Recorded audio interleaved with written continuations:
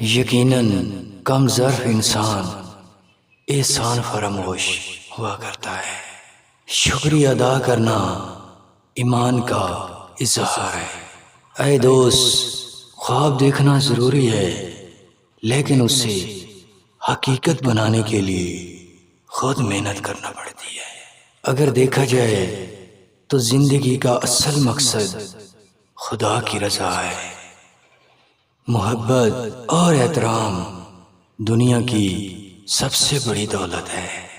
دنیا میں یاد رکھو کہ عدل و انصاف کرنا بہترین عمل ہے۔